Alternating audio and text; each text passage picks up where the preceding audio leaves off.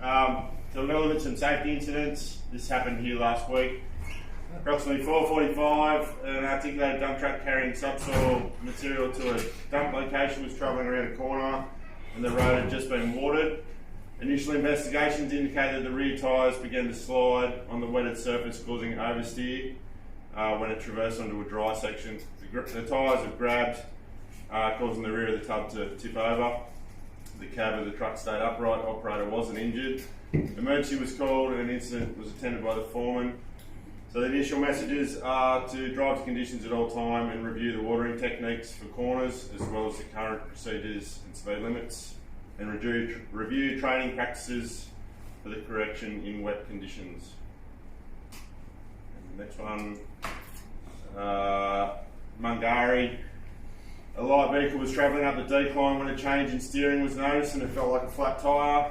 Further inspection identified the right-hand side lower control arm had separated from the swivel hub.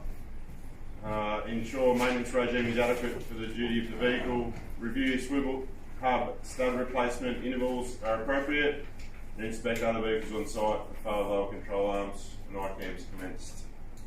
And then from the regulators is a blurb about overwatering. Overwatering of mine roadways decreases tyre traction and skid resistance, therefore increases braking time. It's well understood that haul trucks and other vehicles cannot stop quickly on wet roads. Hard braking on a wet road can easily result in the vehicle losing control and colliding with safety berms, other vehicles or infrastructure. Poorly designed and maintained roads also lead to increased operational costs in maintenance, fuel and loss of production in tyres. There's a bit of a background there that there was 20 incidents reported to the resource regulator last year, and 1/3 to a half were loss of control on ramps from overwatering. Scroll down. An investigation. In reviewing the circumstances of these events, mine operators have not identified whether there were contributing factors other than a wet road surface. It's noteworthy the following issues were not identified: road construction and the road slope and grade, including the camber and cross grade of the road, tyre condition, drainage, when the road was last maintained and if water operations coincided with rain events.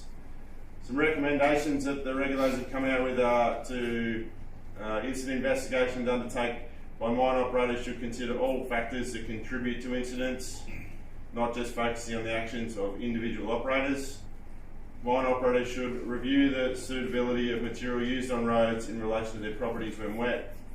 Operator training should highlight actions in response to loss of control and that wet surfaces on roads may not be identified in dark conditions. And the training of water cart operators should consider the fact that overwatering is often identified only after a skidding or sliding event has occurred. Training for water cart operators should include a rigorous assessment of competence for undertaking road watering in compliance with site requirements. And we all know we can do 5 loads a night at the moment, so it's not going to happen for us. There's a link on there from 10 years ago if anyone wants to have a read of that, but it just talks about doing the spot spraying that we're doing now and intermittent spraying. That's it, thanks.